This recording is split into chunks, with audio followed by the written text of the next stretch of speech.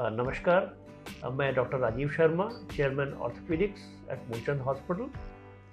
आज हम बात करेंगे back pain, specially back pain in young patients.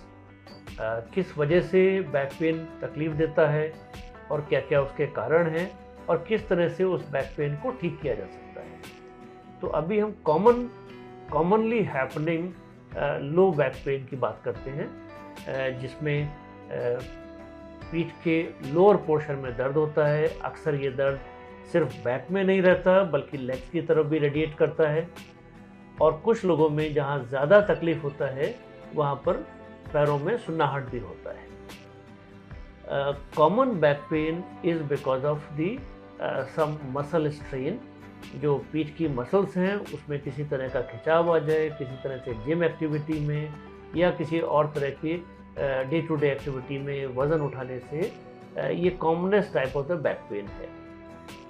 इस बैक पेन में अगर हम एमआरआई करेंगे तो वो नियरली नॉर्मल आता है या उसमें से हल्का डिस्क बल्ज दिखाई दे सकता है। जैसे कि हमारे साथ पेशेंट हैं सान्या, इनका जो है कब से बैक पेन है सान्या आपको?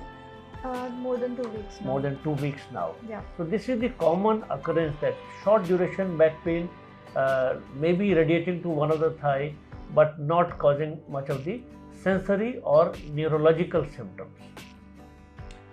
ये जो back pain है is also sometimes related with the stress and stress related professions, like people who are using the computer for a long time for many hours in a day. If they are using, it can cause some kind of a stress in the lower back pain. Mostly the pain will be in this portion, upper portion, or sometimes in the lower portion, but there will be a tenderness not in the center side of the spine but on the sides of the spine. And जो examination point होता है, अगर हम patient से straight leg raising कहते हैं, जिसको SLR कहते हैं, जब पेशेंट स्ट्रेट लेग रेजिंग करते हैं तो उनको कोई उसमें बहुत ज़्यादा स्ट्रेच नहीं फील होता। तो ये एक बहुत इंपॉर्टेंट फाइंडिंग है। इसके ट्रीटमेंट में first treatment is relaxation, which is very important.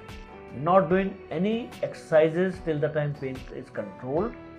Once the pain is controlled तब आप एक्सरसाइज कर सकते हैं। Some analgesic, anti inflammatory and some local ointment application and hot fermentation, right? So Sanya, you will also not do much activity for a week and no exercising for a week, all right? And this way the patient will become all right in a short period of time.